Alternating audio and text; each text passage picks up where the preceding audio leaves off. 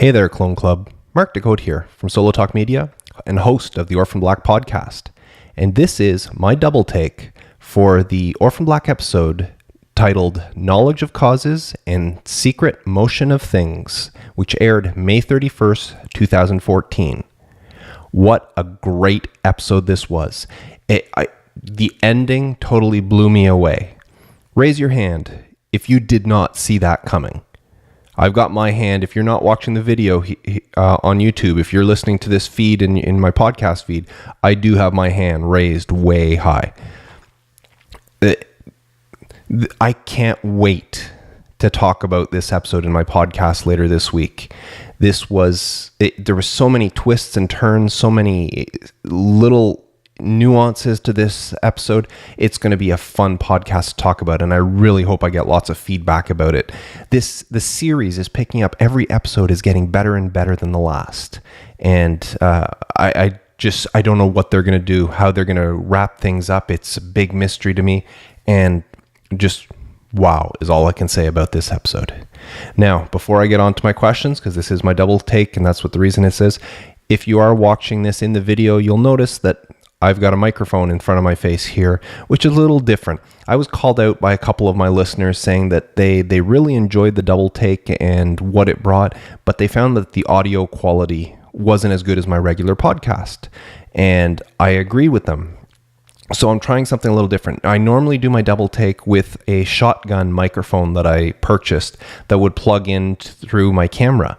Well, that was giving a little bit of background noise and some stuff. So what I'm doing here is I'm using my regular podcast studio mic, and I've got it going through my mixer into the camera, and we'll see. I wish I would have had time this week to actually test this out to see if it does improve the quality, because I have a feeling it might actually be the camera that's causing the problem. And until I get a better camera to do my videos, I might have to live with it.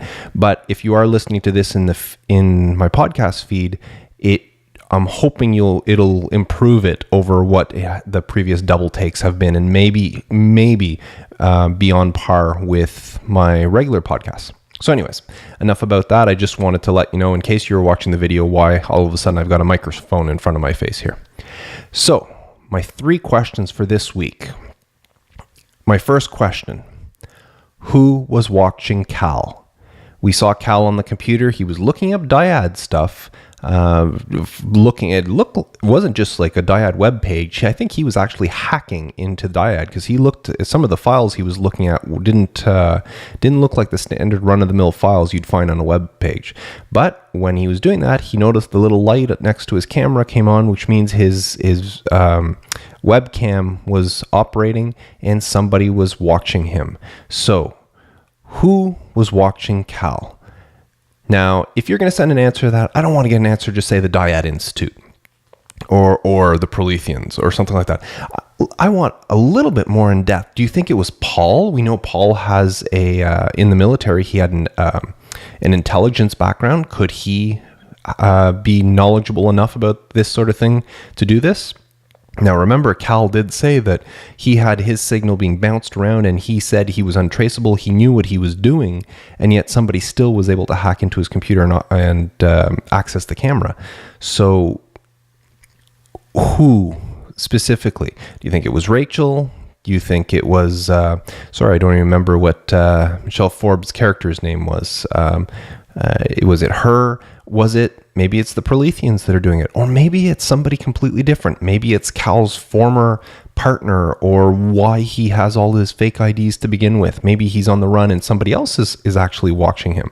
So that's my first question. Who was watching Cal? Very broad. We don't know right now. I just want to know what you guys are speculating.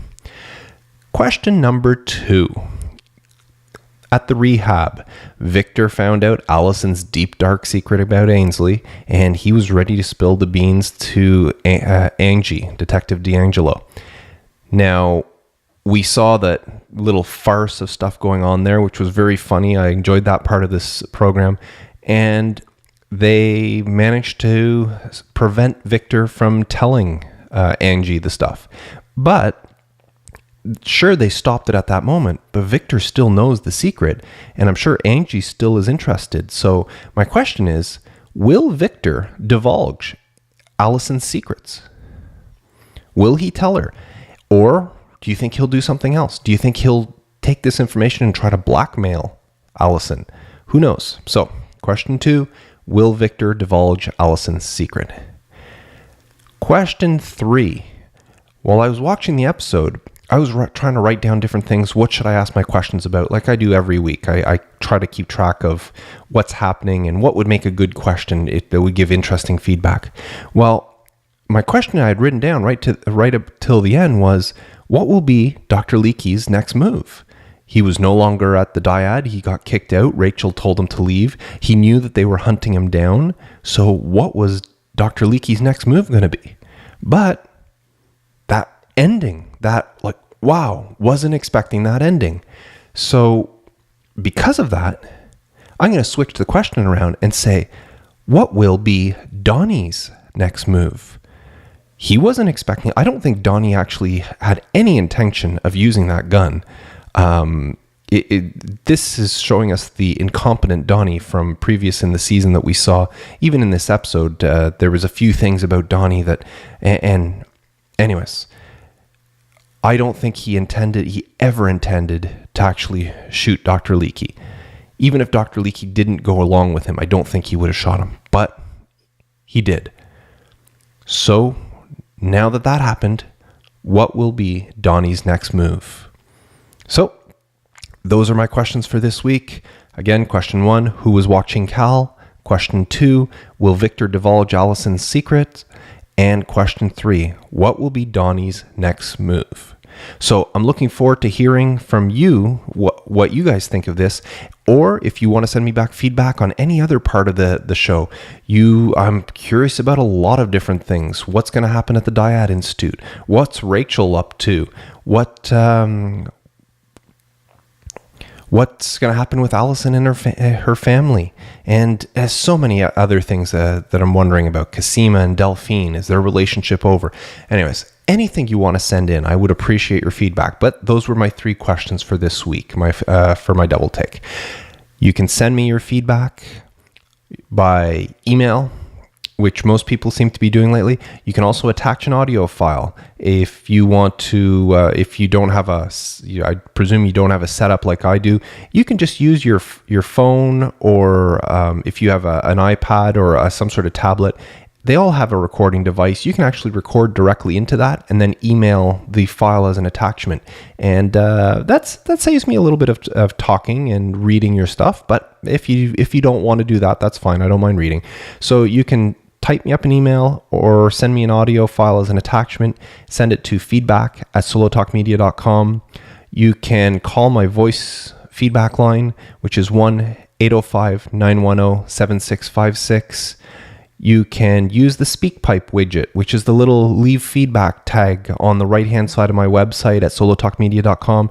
It's also at the top of the Facebook page. Actually, they moved it. Sorry, Facebook, I believe now it's on the left-hand side there. You'll see a little SpeakPipe. You click on that and you use your computer's microphone to leave a message. And once you approve it, you can listen. Once you approve it, it gets sent to me by email. And it's very easy. You can also leave me a message on Facebook, or you can leave a comment directly below this video if you're watching this on YouTube. So that's how you can send me my feedback. If you want to know more about what I'm up to and the podcast and all that, follow me on Twitter at SoloTalkMedia. And if you haven't done so already, please leave me a comment on iTunes. It would be much appreciated. So that's it for my double take this week, running, I believe, a little bit longer than my normal double takes.